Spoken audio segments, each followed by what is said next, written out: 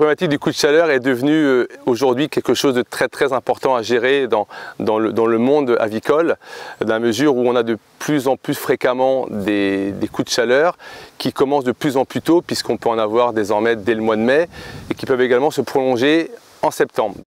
Pour gérer le coup de chaleur, il y a plusieurs paramètres à prendre en compte, notamment l'espèce, la production, mais également le type de bâtiment. Il est important d'avoir un bâtiment qui soit aux normes, qui soit adapté à la production que nous avons dans le bâtiment. On sait parfaitement que chaque espèce est différente, et suivant l'équipement, il faudra avoir en tête des mesures ou des grammages ou des cubages de ventilation qui seront à respecter si on veut que l'animal soit dans des conditions optimales.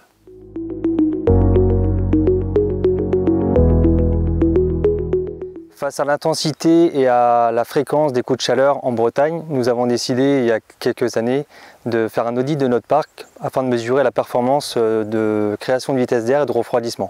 On en est venu au constat que la vitesse d'air créée dans l'ensemble de nos bâtiments était insuffisante pour générer une température ressentie à la baisse. L'objectif est de créer plus de 1 m/s de vitesse d'air au sol afin d'assurer une température ressentie confortable pour nos animaux. En fonction du type de bâtiment, nous allons donc adapter le débit au mètre carré. Nous recommandons d'avoir une brumisation capable d'injecter 5 g d'eau par mètre cube d'air extrait. Cela représente 1 m3 pour un bâtiment de 1000 m² à l'heure. D'où l'importance de s'assurer d'avoir un débit d'eau suffisant sur l'exploitation. En fonction des conditions hygrométriques extérieures, le refroidissement sera privilégié si l'hygrométrie est faible. Si l'hygrométrie est élevée à l'extérieur, il faudra privilégier la création de vitesse d'air au sol. Bonjour, je m'appelle Clément Richard, je suis éleveur de volailles en Côte d'Armor.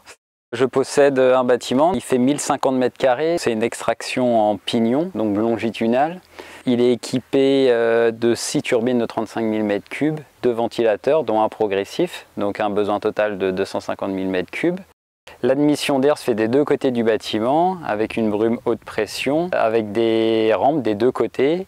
Les bus sont tous les 1 mètre de largeur et la brume développe en moyenne 1400 litres/heure.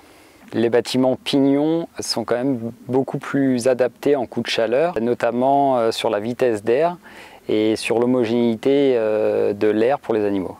Pour gérer les coups de chaleur, il faut déjà bien regarder, il faut bien s'informer sur la météo, sur la semaine à venir. Donc il faut bien habituer les animaux avec toutes les turbines en route, la brumisation en route, les mettre en mode manuel s'il faut un petit peu au démarrage pour bien les habituer.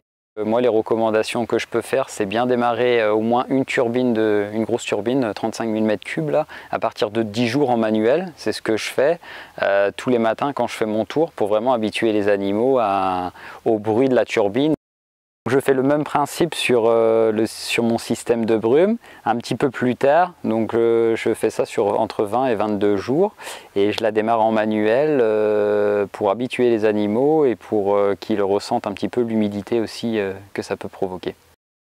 Le jour du coup de chaleur ou les jours des coups de chaleur, il faut bien faire un décalage de consigne le matin à partir de 7h30, 8h, de -1 ou -2 de la consigne pour vraiment pouvoir ventiler au maximum dès 10h le matin et brumiser souvent sur un coup de chaleur à partir de 10-11h, voire midi si ça monte pas trop vite.